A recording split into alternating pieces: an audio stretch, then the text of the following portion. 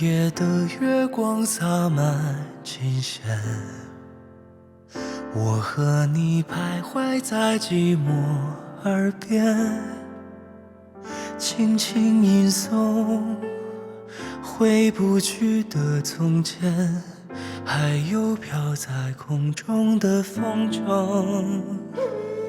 断了弦。那一夜的思念拨动心弦，爱与恨偷偷放纵了无言，见或不见，都在痛的边缘。那把为我挡雨的伞，残缺不全。月初与你相见，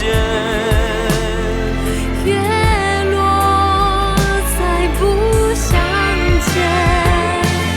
月初无限眷恋，月落转瞬千年。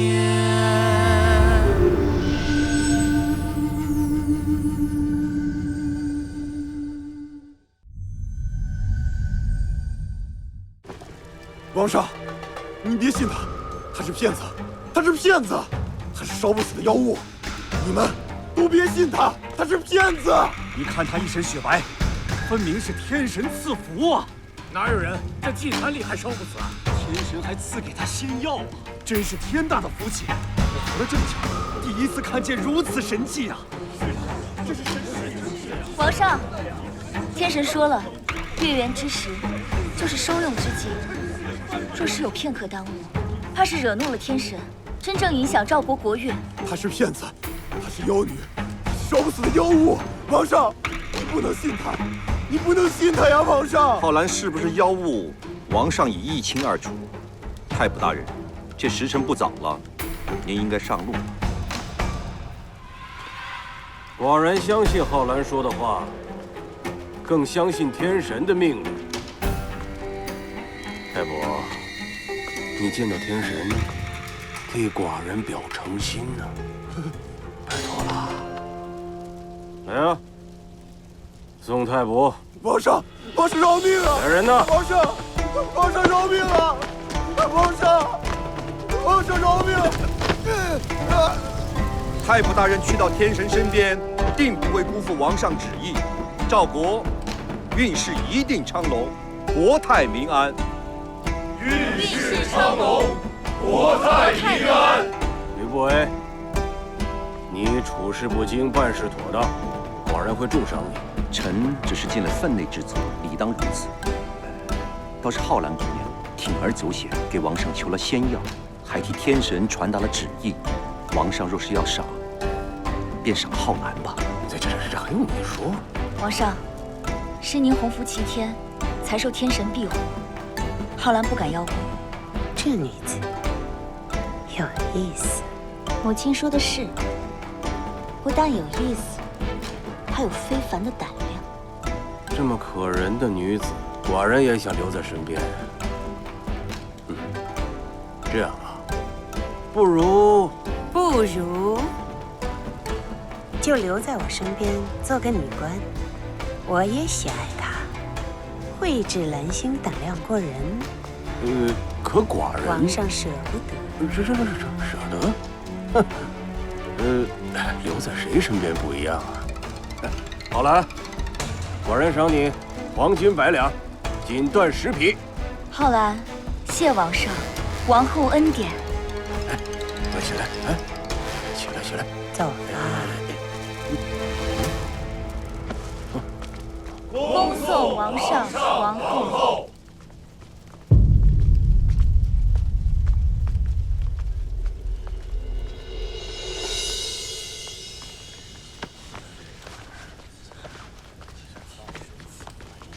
浩然，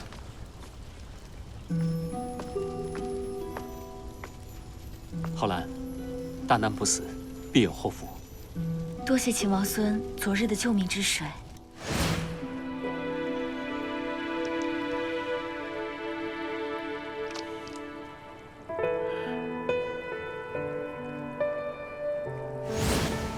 王孙早就猜到了我会做什么。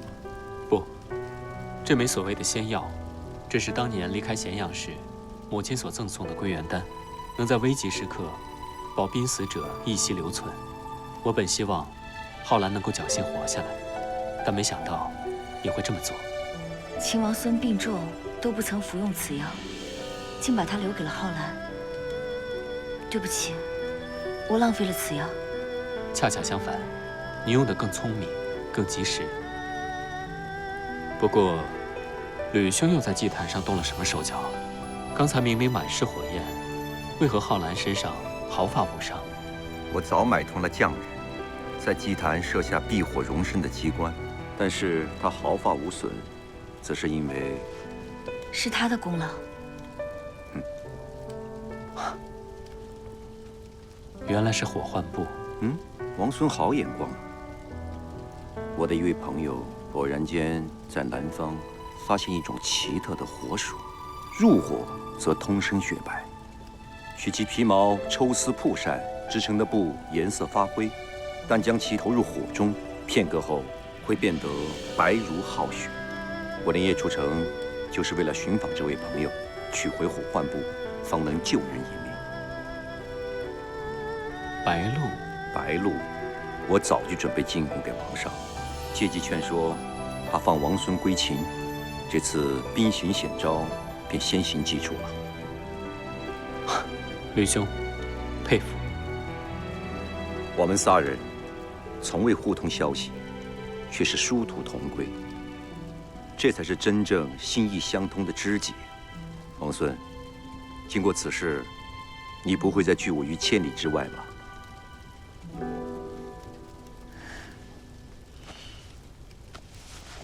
你受伤了？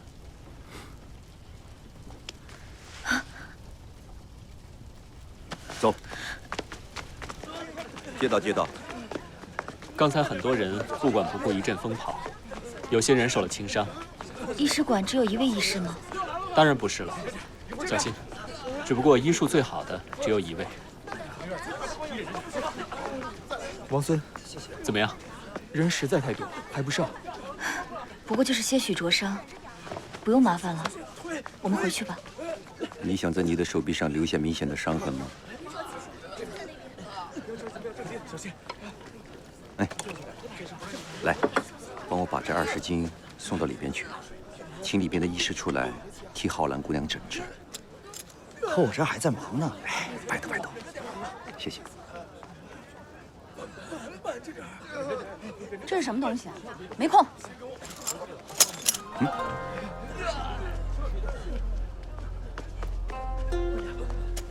医师说他没空。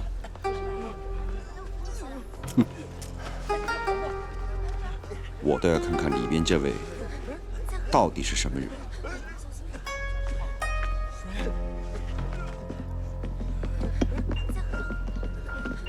哪位是殷医师啊？这么大一张脸，白长俩窟窿，自己不会瞧啊？我是吕少府，有重要的事情找你。官儿不大，架子不小，找我还是请我？请，当然是请。我还以为你要用钱砸我。明明是你在用钱砸人。张嘴！你这是干嘛？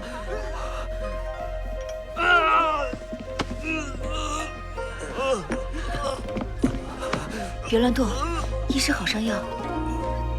忍一会儿，忍一下就好了。我就是轻微灼伤，不用麻烦医师了。若是每个来这儿的蠢货都跟你一样想，今天晚上我就能留出睡觉的时间。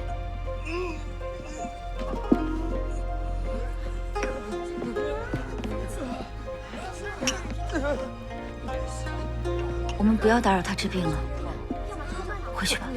哎，等等，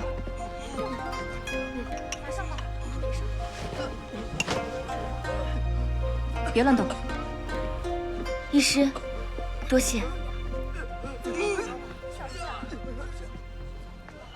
吕兄，现在你应该知道，这世上总有钱敲不开的门了吧？那是我不想风头太盛。若是刚才我再散一些金钱给这些病人，他们会主动去找其他的医师的。你可真是不死心。嗯，我还真不知道死心是什么。浩然，明日起，你要在王后身边照顾，务必小心谨慎。我明白。浩然，你要努力地得到王后的青睐。宫中有了你这条眼线，那我们这路就好走多了。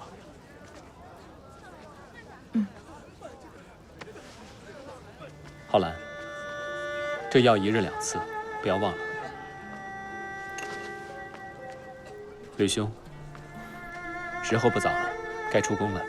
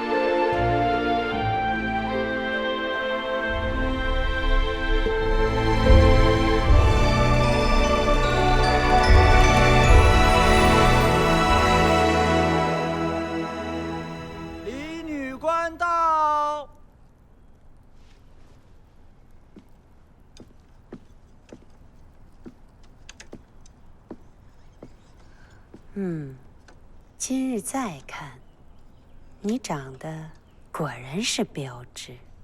王后谬赞，婢女愧不敢当。昨天这场戏唱得不错。皇上糊涂，你觉得我糊涂吗？婢女不敢。你不敢？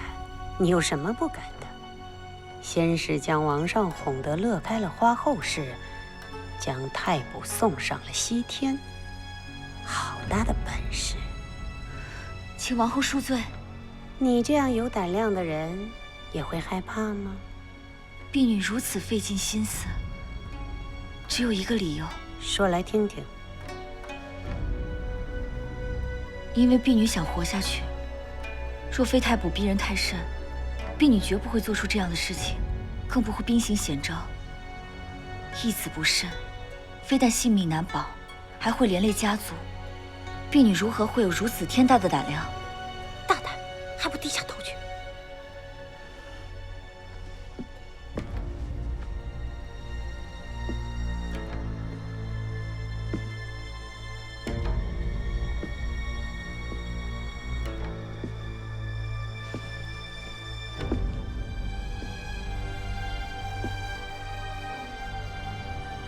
有胆量，算你聪明，也还算坦白。婢女是实话实说，绝不敢有半点欺瞒。那我来问你，若昨日我不向王上讨要你，可能今日你已经成为王上的宠妃了，难道心里面就没有半点怨怼？王上喜爱美丽的女子，宫中的宠妃如同繁花，盛开久了就要凋谢。婢女情愿服侍王后。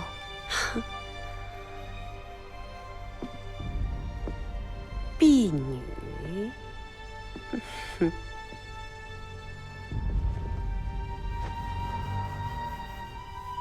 你以后不要以婢女自称。诺。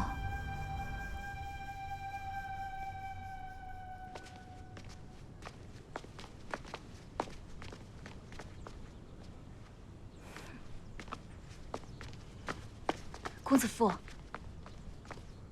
你之前受了伤，浩然心中很是担心。如今看到你康复了，我也就放心多了。不用毛哭耗子假慈悲，你对我的恨意，简直是昭然若揭。公子父误会了，浩然哪敢？别自以为聪明，只要我去王后面前揭发你从前的种种行为，光是逃婚私奔的劣迹，就够你喝上一壶了。哼，咱们走着瞧。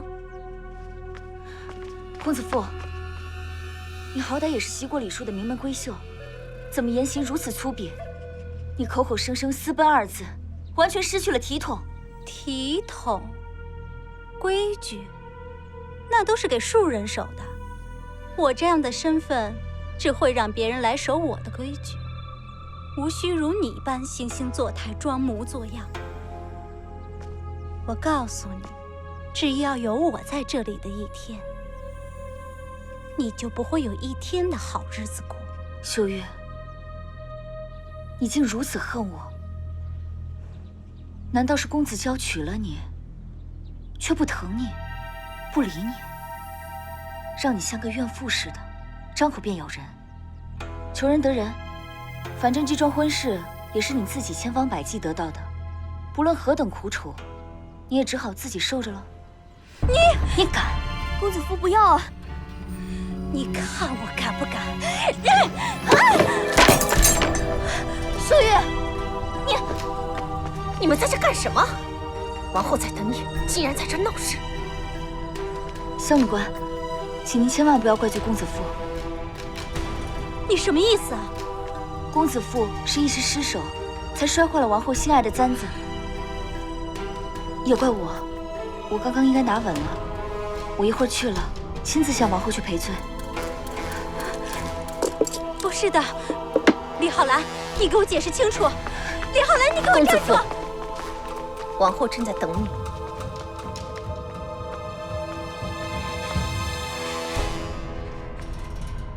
王后，这灵芝啊非常罕有，是秀玉托人找了数月才得到的，还有延年益寿的功效呢。你劳心了。王后，您对公子有养育大恩，秀玉自然要为公子尽孝。些许小事，您不必放在心上。妹妹嘴甜，姐姐乖巧。这李御史为人刻板，一本正经，倒是养出了一双好女儿。那位李女官，的确是我姐姐。你父亲也有趣得很，有大臣把女儿送到宫里来学规矩的，也有送到名师处学才艺的，就是不见哪家把女儿送去当舞姬的，还给了低贱的商人，也不怕辱了李家的名声。回王后，这本就是一件丑事，不敢说是怕污了您贵人之耳。既然王后问起，秀玉不敢不答。那李浩然与人私奔，被父亲逐出了家门，竟又自甘堕落，与商人为伍。父亲已是早就不愿提起他的，可是我们始终是姐妹情谊，我屡屡劝说，可是都碰了壁，实在是让人伤心又难过呢。哦，是吗？王后，姐姐即使做了再多的错事，可我们始终还是有一份骨肉之情在，所以秀玉恳请王后开恩，放我姐姐归家。我知道了，你回去吧。王后，公子父，王后累了，请回吧。是。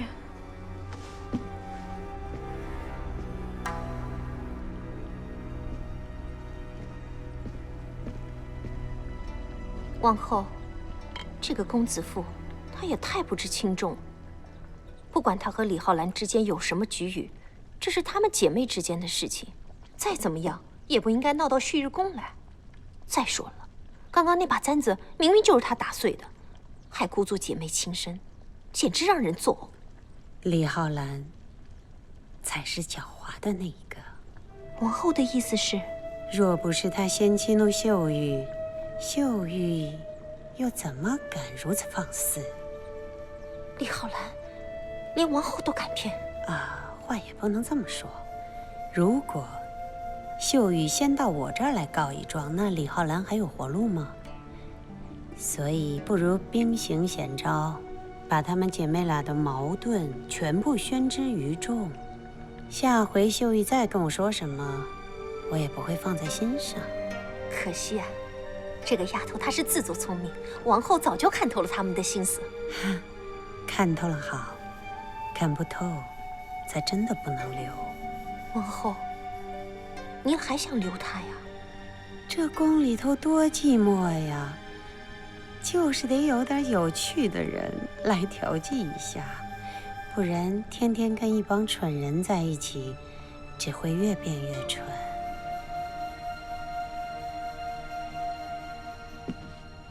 王后不喜欢尘埃，地板上不能有半点灰尘。再仔细一点。诺。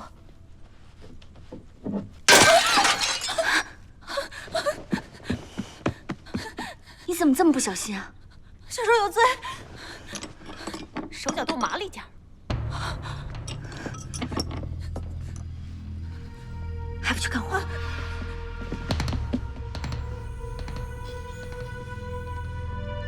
这一个一个的都在忙什么呢？这么半天还没收拾好。是我看见地板上还有灰尘，吩咐他再重新打扫一遍。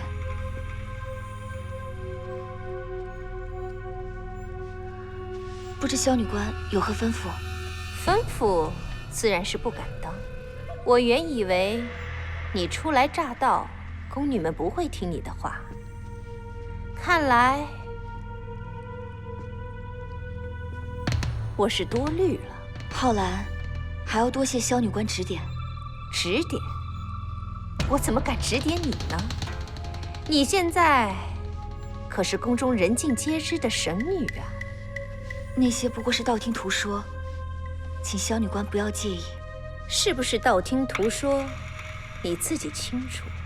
不过话说回来，现在到王后身边伺候，就得收收心，认真做事才是正道。萧女官教训的是。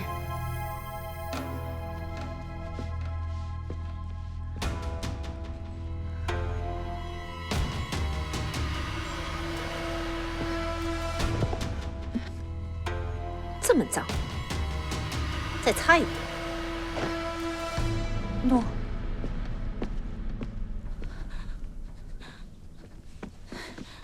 李女官，谢谢你，还不赶紧收拾，小心萧女官看见了罚你。诺，快。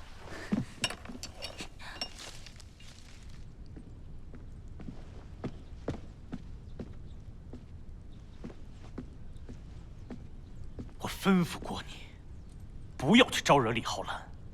我只是去给王后送灵芝。那是哪儿？那是巽日宫。不出半个时辰，你的行为就会传遍整个宫廷。我以为你只是骄纵任性，我没想到你是真蠢。那也是他百般挑衅在先的。那也是你自己送上门让别人去挑衅的。我告诉过你，你为什么不听我的话？这是王宫，不是任由你胡作非为的地方。我胡作非为？我做那么多，还不都是因为你吗？我让你丢人现眼了。若不是为你我去讨好王后，我何必要卑躬屈膝的？可是如今，你口口声声满嘴都是姐姐，她又为你做过什么？别忘了，她就是想要一门心思的攀龙附凤，早就都把你忘了。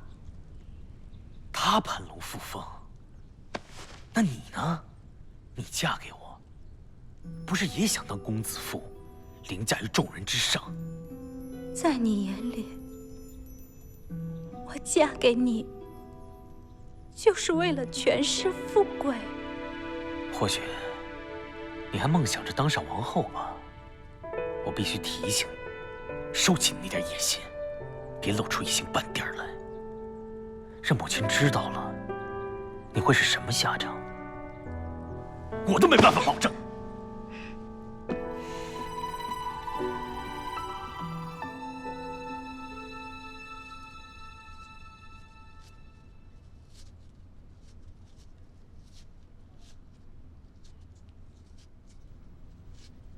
换了味道。是，你不了解王后的口味，怎么可以随意换将？这些日子，王后忧心烦扰，夜不成寐，胃口也变差了，而且梳头的时候还多了些落发。浩然便去请教医师，更换了配方，以藿香和白芷为引。藿香可以助脾止呕、祛风止痛，再配上生姜和红枣来暖胃。王后，的确是浩然自作主张，请王后责罚。那近日里，这房间里弥漫着清香，也是你所为喽？王后不喜欢点火熏香，浩然就用干花和青果来熏熏屋子，去除屋里的杂味。挺有心思的。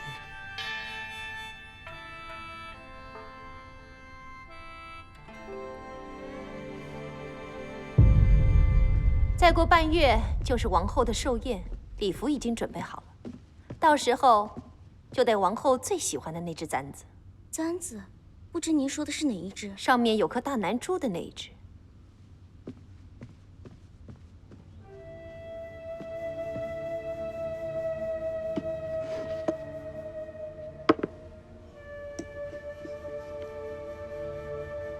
这只簪子一定要保管好。诺。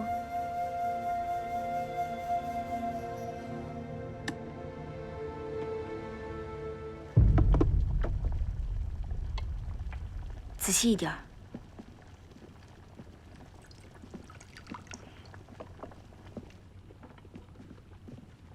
浩然，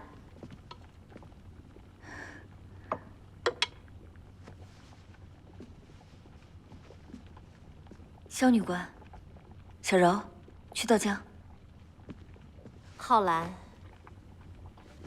你我都在王后身边伺候，都是自己人，不必这么客气。浩然初来乍到，还请你多多照应。哎呀，我这2天啊，真是忙坏了，特意禀报王后，请你来帮忙。其他的事情都已经吩咐下去了，不过当日的首饰和钗环需要妥帖的人照管。兰儿，把首饰和钗环放到桌子上，请浩然一一清点。诺。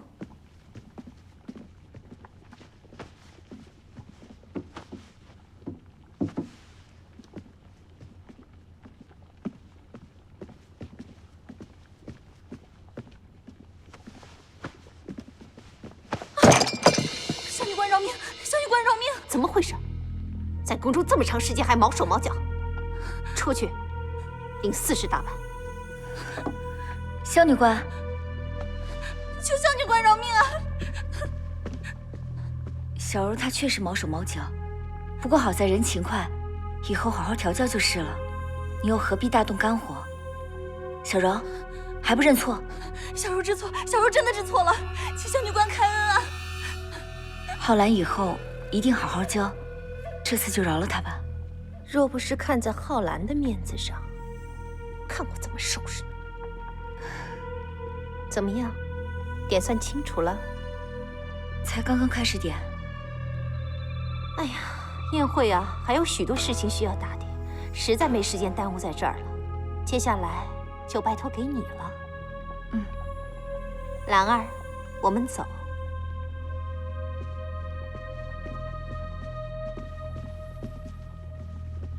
起来。我不是跟你说过了吗？做事怎么还是这么毛躁？小柔再不小心，难道连倒杯水都会闯祸吗？分明是那兰儿故意撞了我一下。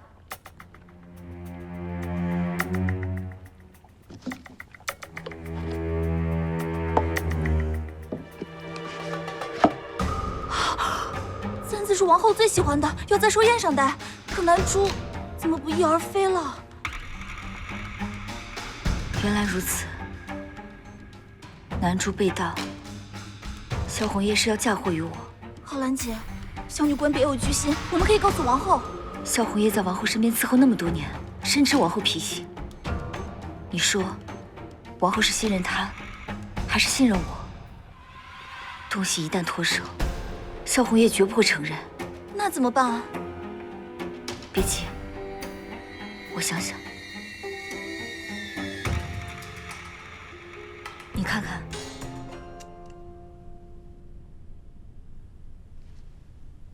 做工精致，设计巧妙，果然是上品。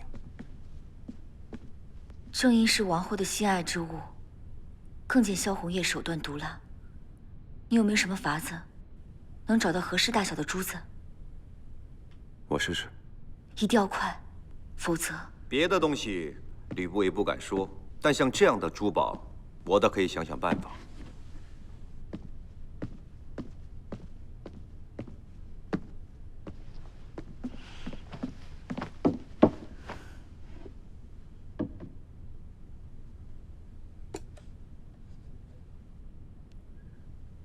你放心吧，我一定在寿宴前交给你。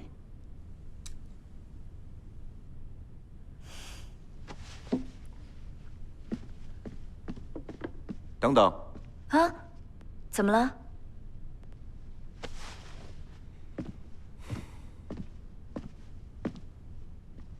啊？你干什么？这是楚国王室流传出来的生肌膏，比尹小生给你开的药灵验100倍。殷医师的药很有效。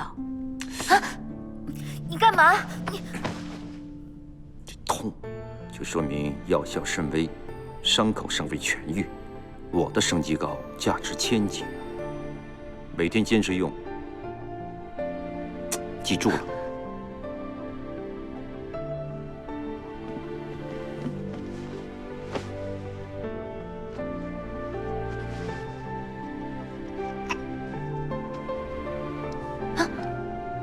这可是我第2次给你抹药，若有第3次，可要收利息。谁稀罕？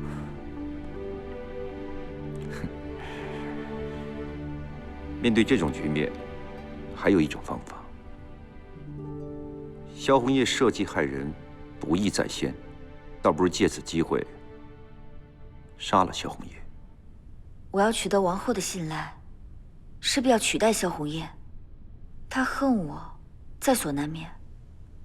这只是立场不同，又不是生死仇敌，动不动就杀人，心肠太坏。给我，我走了。心虽黑，话不错。若他再得寸进尺，我绝不退让半步。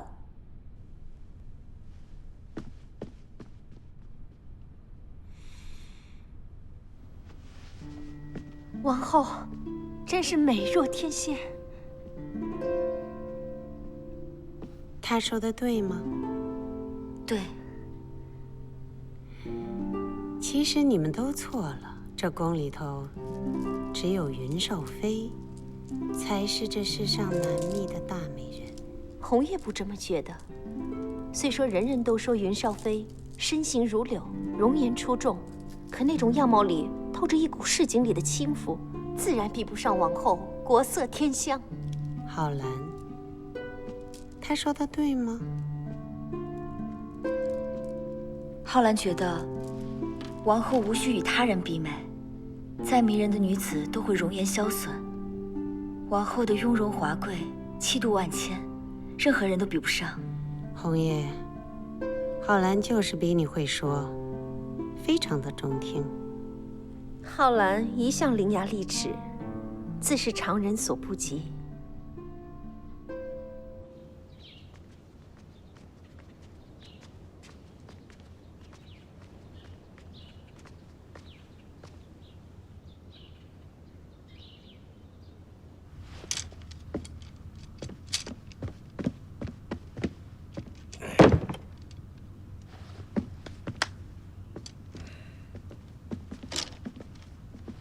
哎，公主来了，公主，我先告退。怎么自己动手整理？服侍的下人呢？习惯了自己动手。公主请。知道你乔迁新居，所以特地来祝贺。说是乔迁啊，不过是换了一个地方囚禁罢了。情照焦灼，父王心情非常不好。便听信小人谗言，将你拘于宫中。我知道你会不开心，所以来看看你。多谢公主好意，一人心领了。只可惜，我身为秦国的质子，公主经常往来，恐引起流言蜚语。世上谁敢议论我？除了你。我这次来，倒是有一个好消息要告诉你。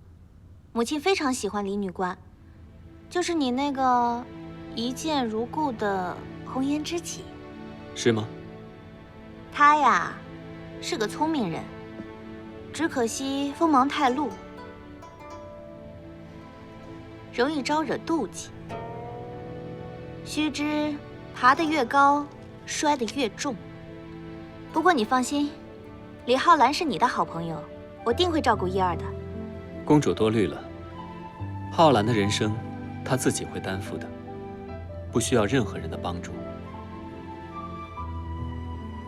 一人，我第一次见到你的时候，觉得你是一个温柔的人。可是越靠近，越觉得你浑身散发着寒气。你的微笑和礼貌总是带着一种拒人于千里之外的冷淡。我将一颗火热的心捧给你，却从未见过你给予一星半点的回应。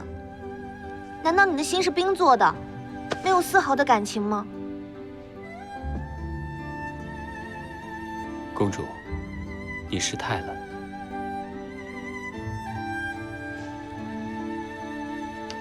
刚才明明记得收拾过这卷了。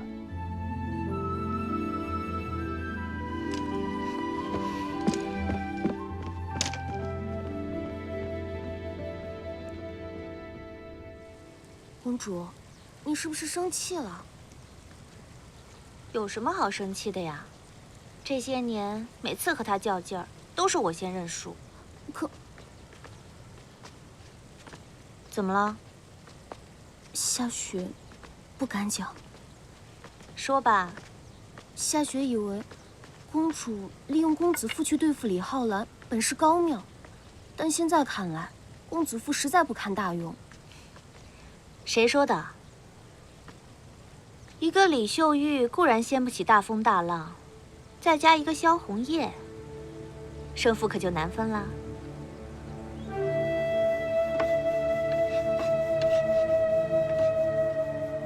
你们在干什么呢？啊，回公主的话，昨日运来的新猎犬正在筹建犬室。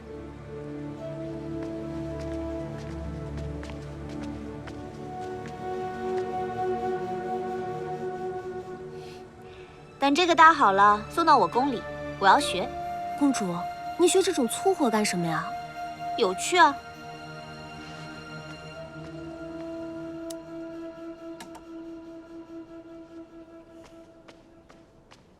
李女官，这是刚刚公孙将军给你送来的。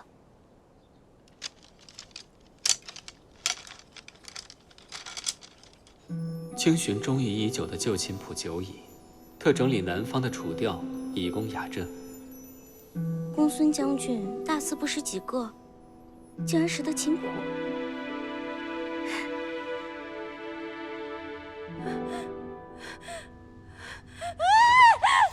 玉儿，玉儿，是我进宫来看你了。母亲，母亲！玉儿，你这是怎么了？我做噩梦了，一整晚都在做噩梦。梦见什么了？小时候，父亲带回来好多漂亮的绸缎，我想要，可他却说那都是给姐姐专门带回来的，我就不高兴，哭闹。可越是如此，父亲就越不理我。母亲，为何我这么努力，却永远都摆脱不了他的阴影啊！只要是他一出现，我就什么都不是了，我就什么都没有了，母亲。跟我来，跟我来，坐下。你看看你自己，好好看看自己。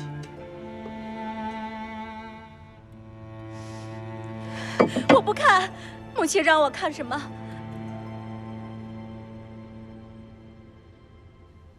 你虽然有些狼狈，可是你不要忘了，你是堂堂正正的公子妇。不是的，母亲跟你说过多少回了，如果你想要，就要亲手取证。可是，在公子眼里，我只是那个懂得争宠嫉恨、不值一提的人。若家宅没有高墙，若他们不是寻欢好色，哪里来争强好胜？哪里来争宠嫉恨？你可以去问问公子，自古以来，他们为了王位，为了富贵，弑父杀兄，世人赞他们为有胆识、有谋略，而妇人之间的家宅之争就变得那么的狭隘。同是这么一片天空，如果你不争的话，谁会施舍给你？同样是权贵之争，还有高低贵贱之分，简直可笑、虚伪。那母亲，你帮帮我，我求求你帮帮我好不好？傻孩子，我若是不想帮你，为何进宫？你放心，他阻碍不了你。那母亲打算怎么办？我进宫之前听说，浩然为了讨好王后，千方百计的献媚。他这么急于上位，必定得罪旭日宫的旧人。你是说萧红叶？那他会帮我们吗？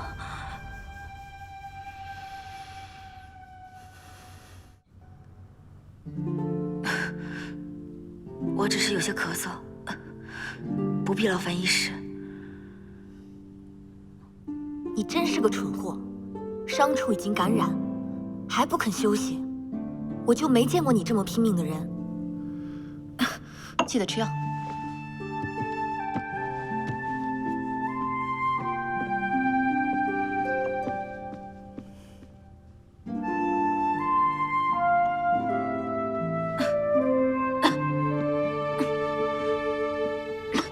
浩然姐，该喝药了。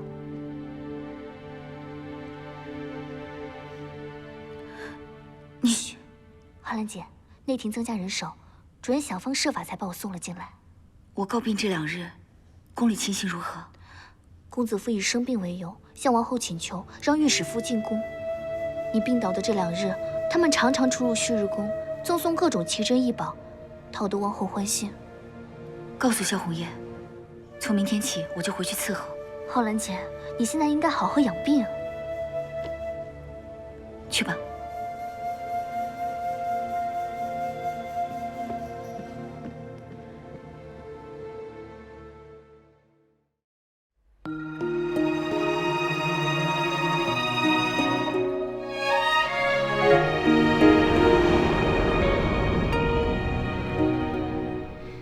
云卷风起何去？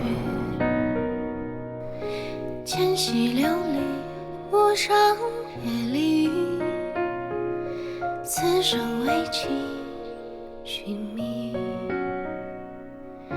韶华荏苒难追忆。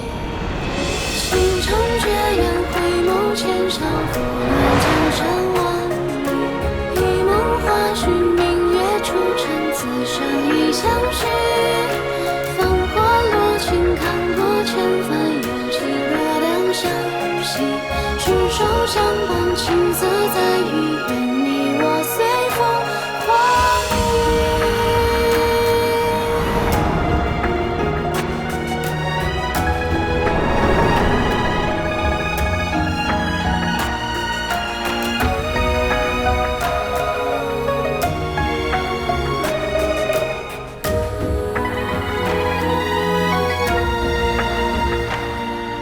倾城绝艳，回眸千笑，拂乱江山万里。一梦花絮，明月出尘，此生已相许。繁华落尽，看过千帆，有情若两相惜。执手相伴，青涩在于愿你我随风。